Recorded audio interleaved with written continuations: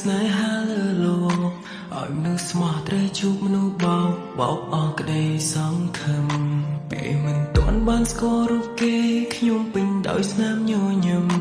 ឥឡូវត្រឹមយំនឹកស្ដាយរឿងកូនឡងយំគេមិនលឺ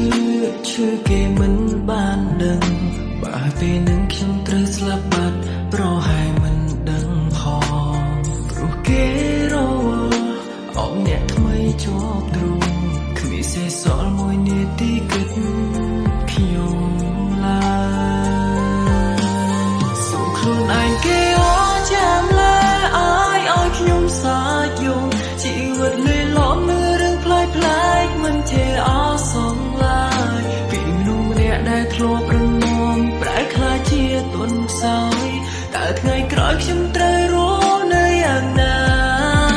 យំដល់ថ្នាក់យំលែងចេញទឹកភ្នែកស្រែកឡើងបាត់សំឡេងគ្មានអ្នកហួងហែងមានតែមេឃទេយល់អារម្មណ៍ឯកា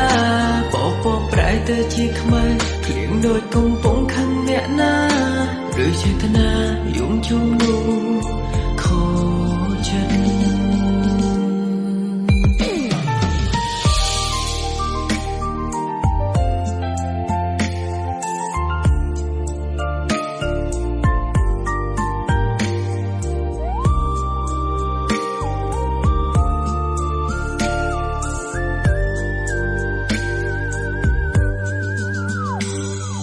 ជាអ្នកណា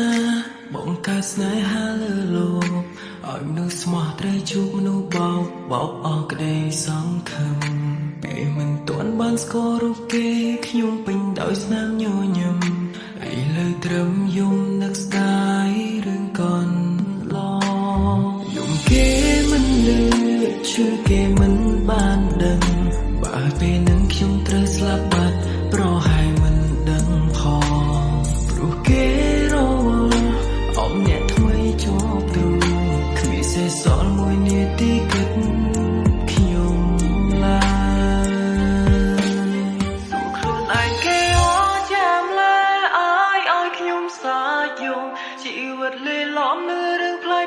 កមិនជាអសងឡើយពីមនុស្សម្នាក់ដែលធ្លាប់រងមមប្រែខ្លាចជាទុនខ្សោយតើថ្ងៃក្រោយខ្ញុំត្រូវរស់នៅយ៉ាងណាយំដល់ថ្នាក់យំលែងចេញទឹកភ្នែកស្រែកឡើងបាត់សំឡេងគ្មានអ្នកហួងហែងមានតែមេឃទេយល់អារម្មណ៍ឯកាបបប្រែទៅជាខ្មៅភ្លៀងដូចកំពុងខឹងអ្នកណាឬចេតនាយំជុំនោះខូចចិត្ត